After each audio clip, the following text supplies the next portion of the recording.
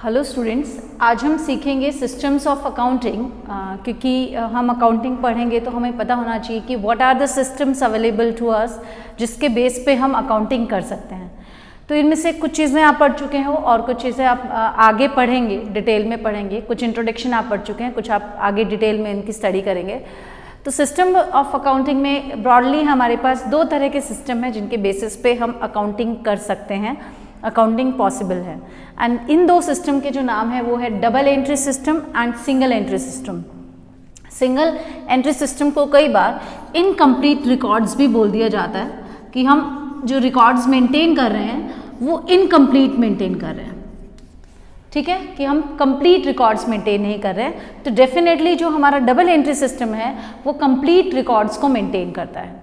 तो is it clear कि अगर हम कंप्लीट रिकॉर्ड्स बनाना चाहते हैं, हम प्रॉपर रिकॉर्ड्स बनाना चाहते हैं, हम प्रॉपर प्रॉफिट एंड लॉस अगर हम पता करना चाहते हैं, प्रॉपर फाइनेंशियल पोजीशन पता करना चाहते हैं, कंप्लीट पिक्चर अगर हम अपने अकाउंटिंग यूजर्स को दिखाना चाहते हैं, तो हमें कौन सा सिस्टम ऑप्ट करना है? हमें डबल एंट्री सिस्टम ऑप्ट करना है। और अगर हम इनकम्प्लीट रिकॉर्ड बना रहे हैं, अगर हमें प्रॉपर अकाउंटिंग नहीं करनी है, तो हम सिंगल एंट्री सिस्टम यानी कि हमारे इनकम्प्लीट रिकॉर्ड्स फॉलो कर सकते हैं। तो क्या ऑप्शन होता है? सबसे इंपॉर्टेंट चीज़ कि क्या हमारे पास ये ऑप्शन होता है कि हम डबल एंट्री कर लें या सिंगल एंट्री कर लें। तो डेफिनेटली जो स्मॉल बिजनेसमैन हैं, छोटे शॉपकीपर्स हैं, उनके लिए डबल एंट्री सिस्टम ज़रूरी नहीं होता। तो sometimes they keep their records on single entry system. No doubt they can follow double entry system अगर उनके पास ट्रांजेक्शन ज़्यादा हैं, if they want a true and fair picture of their business records, तो आप डबल एंट्री सिस्टम फॉलो कर सकते हैं। लेकिन it is not compulsory for them. एक लिमिट तक हमारा टैक्सेशन डिपार्टमेंट जो है वो छूट देता है कि आपको डबल एंट्री सिस्टम बनाने की ज़रूरत नहीं है। तो इन दैट केस वो सिंगल एंट्री सिस्टम के बेस पे अकाउंट्स रिकॉर्ड अपने अकाउंट्स को मेंटेन करते हैं। ठीक है, आपने देखा भी होगा। और क्यों मेंटेन करते हैं, क्या फ़ायदे हैं? तो definitely it is simple and flexible. उसके लिए आपको कहीं कुछ पढ़ने की ज़रूरत नहीं है, आपको नॉलेज लेने की ज़रूरत नहीं है। इट इज़ वेरी सिंपल, जितना ज़रूरत है उतना मेंटेन करो। कोई आपको अकाउंटेंट रखने की ज़रूरत नहीं है, आपको कोई डिग्री की ज़रूरत नहीं है, आपको कुछ, है ना। तो दैट्स वाई जो सिंगल एंट्री सिस्टम है वो लोग फॉलो करते हैं, स्पेशली वो लोग जो जिनके लिए हमारे पास ये ऑप्शन है। लेकिन कुछ बिजनेस के लिए, फॉर एग्जांपल जिनके जो ट्रांजेक्शन्स हैं, जो ज़्यादा टैक्स देते हैं, जिनके ट्रांजेक्शन नंबर ऑफ ट्रांजेक्शन ज़्यादा है, एक पर्टिकुलर एनुअल जो पूरी हमारी ईयर की ट्रांजेक्शन है वो ज़्यादा है, एक लिमिट से ज़्यादा जा रहा है, तो वो सब हम डिस्कस नहीं करें कितनी लिमिट होती है क्या, क्योंकि वो पूरा सब्जेक्ट ही अलग हो जाएगा। तो मैं बता रही हूँ कि अगर किन्हीं के लिए ज़रूरी है तो वो एक तो कंपनीज आपने पढ़ा है बिजनेस स्टडीज़ में, कंपनी जो है और जो बड़े बिजनेस हैं हमारे पास, जहाँ पे भले ही वो सिंगल ऑनर के हैंड में है, चाहे वो पार्टनरशिप के हैंड में है अगर वो मैनेज हो रहा है, लेकिन अगर वो एक limit of transaction, limit of value से ज़्यादा डील कर रहे हैं, तो उनके लिए भी जो डबल एंट्री सिस्टम है वो मेंटेन करना ज़रूरी होता है। तो बेसिक डिफरेंस क्या होता है? सिंगल एंट्री सिस्टम आपने देखा होगा कि जब आप किसी शॉप पे जाते हैं, या कोई छोटी मोटी शॉप है आपके नुक्कड़ में या नॉर्मल मार्केट में, आपने देखा होगा जैसे आपकी ग्रॉसरी की शॉप है स्पेशली, अगर आप या फिर आप अगर एक ग्रॉसरी शॉप ओन कर रहे हैं, तो आप किन चीज़ों को लिखना पसंद करेंगे? आप डेफिनेटली आप सारी चीज़ें नहीं लिखते हैं, क्योंकि आपको ज़्यादा चीज़ें लिखेंगे आपको उतना ही मुश्किल होगा लिखना, टाइम भी नहीं होगा, इतना आपके पास वर्क फोर्स भी नहीं होगा। तो आप जनरली वो पर्सनल अकाउंट मेंटेन करेंगे जिनसे आपने उधार लिया है या जिनको आप उधार देंगे। मतलब आपके डेटर्स और क्रेडिटर्स जो हैं बेसिकली, उनको आप ज़रूर अपनी जो खाता बुक है, आपकी खाता बही है, उसमें मेंटेन करेंगे। तो यानी कि वो एक जो तरह के अकाउंट मेंटेन करते हैं सिंगल एंट्री सिस्टम में, वो करते हैं पर्सनल अकाउंट्स, है ना, जिनसे पैसा लेना है और जिनको पैसा देना, means your debtors and creditors. दूसरा, वो मेंटेन करना चाहते हैं अपने कैश और बैंक को, और इसके लिए वो कैश बुक बनाते हैं जिसमें वो कैश और बैंक की ट्रांजेक्शन्स को रिकॉर्ड करते हैं। तो ये दो चीज़ें उनको लगता है कि ये दो चीज़ें, बाकी लिबर्टी है क्योंकि ये जो सिस्टम है वो फ्लैक्सिबल है, आप किसी भी तरह से मेंटेन कर सकते हैं। बट ये जो दो तरह है वो जनरली जो हर तरह का जो बिजनेस है वो इन दो तरह के अकाउंट्स को मेंटेन करता है, एक तो पर्सनल और एक कैश एंड बैंक। ठीक है, तो एक चीज़ ये है कि यहाँ पे डबल एंट्री सिस्टम क्या है, सर्टेन रूल्स पे हम जो पढ़ेंगे पूरे 11th में वो हम डबल एंट्री सिस्टम पढ़ेंगे। सिंगल एंट्री सिस्टम का भी एक चैप्टर है वो भी हम पढ़ेंगे लेटर इन द सिलेबस। लेकिन सिंगल एंट्री सिस्टम क्योंकि कहीं पढ़ाया नहीं जा रहा, कोई defined set of defined rules and regulations नहीं है, तो ये यूनिफॉर्म नहीं है। यूनिफॉर्म मतलब एक जैसा नहीं है, मतलब कोई किसी तरह से अकाउंट्स को मेंटेन कर रहा है, किस तरह से लिख रहा है, जिसकी जैसी नॉलेज है, जिसको जैसी नीड है, उसके अकॉर्डिंग जो सिंगल एंट्री सिस्टम है वो मेंटेन किया जा रहा है। तो इट्स नॉट यूनिफॉर्म, मतलब एक बिजनेस का दूसरे बिजनेस से मैच नहीं होगा। That's why comparisons can not be made. आप कंपैरिजन नहीं कर सकते, ट्रू प्रॉफिट एंड लॉस नहीं पता चलेगा क्योंकि आप सारे अकाउंट्स को मेंटेन नहीं कर रहे हो, है ना। तो डबल एंट्री सिस्टम क्या है, इसमें कुछ ट्रांजेक्शन के आप सिर्फ एक ही एस्पेक्ट की बात करती हूँ।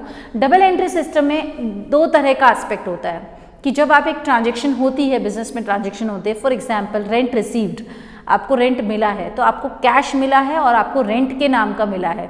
तो दीज आर टू एस्पेक्ट्स, मतलब हर बिजनेस ट्रांजेक्शन में कम से कम दो एस्पेक्ट होंगे। फॉर एग्जांपल अगर किसी ऑनर ने आपको फंड्स दिए हैं, बिजनेस में फंड्स इन्वेस्ट किए हैं, तो उसमें एक कैश, क्योंकि कैश आया है, और एक ऑनर की कैपिटल इंक्रीज हुई है। तो हर ट्रांजैक्शन में कम से कम दो फोल्ड, दो ड्यूल एस्पेक्ट, दो तरह के अकाउंट्स इफेक्ट होंगे and one must be debited and one must be credit. एक होगा डेबिट में और एक होगा क्रेडिट में, दो से ज़्यादा भी हो सकते हैं। फॉर एग्जाम्पल अगर किसी ऑनर ने गुड्स भी इंट्रोड्यूस करे हैं और कैश भी इंट्रोड्यूस करा है एज कैपिटल, तो यहाँ पे तीन अकाउंट हो गए, कैश, गुड्स मतलब स्टॉक का अकाउंट हम मेंटेन करेंगे, एंड कैपिटल। ये तीन तरह के अकाउंट हो गए। तो जो डबल एंट्री सिस्टम का एस्पेक्ट क्या है कि दो जो मतलब है कि दो तरह के एस्पेक्ट्स आप रिकॉर्ड करोगे, एक डेबिट और क्रेडिट। इस दो तरह के एस्पेक्ट को रिकॉर्ड करने में आपके दो अकाउंट या दो से ज़्यादा अकाउंट हो सकते हैं। इट्स नॉट नेसेसरी दो एस्पेक्ट है तो दो ही अकाउंट होंगे, दो से ज़्यादा अकाउंट भी हो सकते हैं। लेकिन रूल ये है कि debit must be equal to credit, मतलब चाहे तीन अकाउंट भी होंगे ना तो दो अकाउंट डेबिट हो रहे होंगे, एक अकाउंट क्रेडिट हो रहा होगा, या दो अकाउंट क्रेडिट हो रहे होंगे, एक अकाउंट डेबिट हो रहा होगा। तो डेबिट और क्रेडिट का टोटल हमेशा मैच करना चाहिए। तो debit should be equal to credit, है ना, must be equal to credit. It is a complete, क्योंकि हम हर एक अकाउंट जो भी इफेक्ट हुआ है उसको रिकॉर्ड कर रहे हैं। इट इज़ मोर एक्यूरेट, ज़्यादा सही इसलिए है क्योंकि ऑब्वियसली क्योंकि हम हर एक एस्पेक्ट, हर एक अकाउंट को रिकॉर्ड कर रहे हैं, हमारे पास हर एक इन्फॉर्मेशन नोटेड है इन आर बुक्स ऑफ अकाउंट, तो हम ज़्यादा एक्यूरेटली हमारे बिजनेस के प्रॉफिट लॉस फाइनेंशियल पोजीशन को जस्टिफाई कर पाएंगे, निकाल पाएंगे। रिलायबल मतलब आप भरोसा कर पाएंगे। यूनिफॉर्म डेफिनेटली, क्योंकि they are set defined of rules and regulations, accounting principles, accounting standard, जिनके बेस पे हम डबल एंट्री सिस्टम को फॉलो करते हैं। तो इसलिए ये यूनिफॉर्म है। यूनिफॉर्म होने का फ़ायदा क्या होता है कि अगर सब बिजनेस एक जैसा सिस्टम को ऑप्ट करेंगे तो उससे आप कंपैरिजन कर पाएंगे, एक तुलना कर पाएंगे, ठीक है, कि किसका प्रॉफिट ज़्यादा है या किसकी फाइनेंशियल पोजीशन ज़्यादा अच्छी है या कम अच्छी है। और इससे क्या होगा, आपकी जो अर्थमेटिक इनएक्यूरेसी है, अर्थमेटिक इनएक्यूरेसी का मतलब होता है कि अगर आपका डेबिट और क्रेडिट मैच नहीं होगा, इसका मतलब आपने कुछ कैलकुलेशंस में, अमाउंट लिखने में, टोटलिंग में गड़बड़ की है। That is your arithmetic accuracy. तो अगर अर्थमेटिक एक्यूरेसी नहीं होगी तो आपको पता चल जाएगा, क्योंकि आपका डेबिट और क्रेडिट मैच नहीं होगा, आपकी बैलेंस शीट में असेट साइड आपकी लायबिलिटी साइड से मैच नहीं होगी। मैं वापस बता रही हूँ कि अकाउंटिंग इक्वेशन को मैं बार बार अगर रिपीट कर रही हूँ, वो क्या है कि आपकी एसेट्स जो हैं बिजनेस में, वो आपकी या तो लायबिलिटी यानी कि बाहर के पैसों से खरीदी जाएगी या कैपिटल आपके खुद के पैसों से खरीदी जाएगी। तो your assets will always be equal to liabilities plus capital, ठीक है।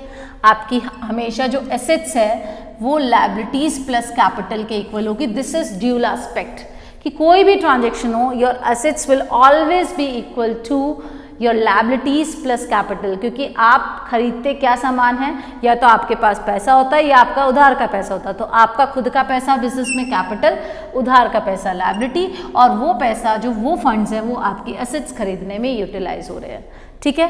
तो हमें ज़्यादा जो एरर्स हैं, फ्रॉड्स हैं, उसके चांसेस कम हो जाएंगे। उसका रीज़न ये है कि डबल एंट्री सिस्टम जो है वो एक वेरीफाइबल सिस्टम है, यानी कि आप जो भी रिकॉर्डिंग करते हैं वो proof, documentary evidence, bills, cash memo, check issued, है ना, पासबुक की कॉपी, आपने पैसा जमा कराया तो जो आपको रिसीट मिलती है उसकी कॉपी, मतलब प्रूफ के बिना आप डबल एंट्री सिस्टम में ट्रांजेक्शन्स को रिकॉर्ड नहीं कर सकते। That's why it is more reliable, ज़्यादा रिलायबल है ना, ज़्यादा भरोसा कर पाएंगे आप।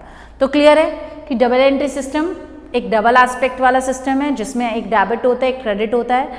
एक ट्रांजेक्शन में कम से कम 2 या उससे ज़्यादा अकाउंट इफेक्ट कर सकते हैं, जिसमें से एक डेबिट और क्रेडिट का जो टोटल है हमेशा इक्वल होगा और आपकी एसेट साइड हमेशा लायबिलिटी प्लस कैपिटल के इक्वल होगी। दिस इज इस इक्वेशन को हम बोलते हैं अकाउंटिंग इक्वेशन। जो assets are equal to liabilities plus capital, इसको हम अकाउंटिंग इक्वेशन बोलते हैं। डबल एंट्री सिस्टम में ये इक्वेशन हमेशा इक्वल होगी, ठीक है। ये ज़्यादा कंप्लीट है क्योंकि हम हर तरह के अकाउंट्स को, जितने भी इफेक्टेड अकाउंट्स हैं उनको हम इंक्लूड कर रहे हैं। ज़्यादा एक्यूरेट है, ज़्यादा भरोसा कर पा रहे हैं, यूनिफॉर्म है क्योंकि uniform set of rules and principles and accounting standard है। एरर्स के, फ्रॉड्स के चांसेस कम है क्योंकि भरोसा कर पाएंगे, क्योंकि डॉक्यूमेंट्री एविडेंस है, क्योंकि हम बिना प्रूफ के ट्रांजेक्शन्स को रिकॉर्ड ही नहीं करते, बिना सोर्स डॉक्यूमेंट के, बिना वाउचर्स के। वो हम ऑलरेडी कुछ पढ़ चुके हैं, कुछ आगे पढ़ेंगे, ठीक है। मतलब आपके बिल, कैश मेमो, इनके बेसिस पे ही आप रिकॉर्ड कर पाएंगे। लेकिन जहाँ पे सिंगल एंट्री सिस्टम की बात कर रहे हैं तो ये 2-फोल्ड इफेक्ट को सपोर्ट नहीं करता है। मतलब ये नहीं कहता है कि एक ट्रांजेक्शन में 2 अकाउंट इफेक्ट होंगे, अगर होंगे भी तो हम रिकॉर्ड नहीं करेंगे। इसलिए कुछ ट्रांजेक्शन्स को तो एक ही एस्पेक्ट रिकॉर्ड करता है और कुछ ट्रांजेक्शन के दोनों एस्पेक्ट को रिकॉर्ड करता है, ठीक है। जैसे मैं एग्जाम्पल देती हूँ, अगर किसी उसने सैलरी दी तो वो सिर्फ कैश बुक में लिखेगा, सैलरी अकाउंट मेंटेन नहीं करेगा। जबकि डबल एंट्री सिस्टम में कैश अकाउंट भी मेंटेन होगा और सैलरी अकाउंट भी मेंटेन होगा, है ना। जबकि अगर उसने सामान उधार बेचा तो वो भी पर्सनल अकाउंट मेंटेन करेगा, है ना। सेल्स अकाउंट मेंटेन शायद ना करे, है ना। लेकिन जब वो पैसा देगा, उधार बेचा है तो बाद में वो पैसा देगा, तो वो कैश बुक में भी एंट्री करेगा और पर्सनल अकाउंट से भी वो पैसा माइनस करेगा कि ये पैसा आ चुका है।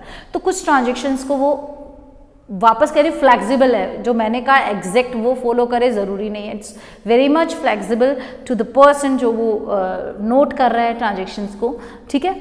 तो दोनों एस्पेक्ट को भी रिकॉर्ड कर सकता है, वो एक सिंगल एस्पेक्ट को भी रिकॉर्ड कर सकता है। डेफिनेटली यूनिफॉर्म नहीं है, एक जैसा नहीं है। मैं किसी और तरीके से अपने अकाउंट्स को मेंटेन कर सकती हूँ, कोई दूसरा किसी और तरीके से मेंटेन कर सकता है। सिंपल है, डेफिनेटली उसके लिए लर्निंग की जरूरत नहीं है। ये सिंपल नहीं है ना, इसके लिए आपको सीखना पड़ रहा है। इनफैक्ट आप सीख रहे हैं। सिंपल है, फ्लेक्सिबल है, आप अपनी नीड के अकॉर्डिंग जिस भी तरह से अकाउंट मेंटेन करना चाहें वैसे मेंटेन कर सकते हैं। तो ये सब जो है, ये हमारा एक जो टॉपिक है that is systems of accounting. तो ये दोनों को ही, डबल एंट्री सिस्टम पे तो पूरी बुक है और सिंगल एंट्री सिस्टम पे आप सिर्फ एक सिंगल चैप्टर पढ़ेंगे, ठीक है, जिसको हम कहेंगे अकाउंट्स फ्रॉम इनकम्प्लीट रिकॉर्ड्स। तो मेरे हिसाब से this is all for systems of accounting. Next class में हम पढ़ेंगे basis of accounting. Thank you very much.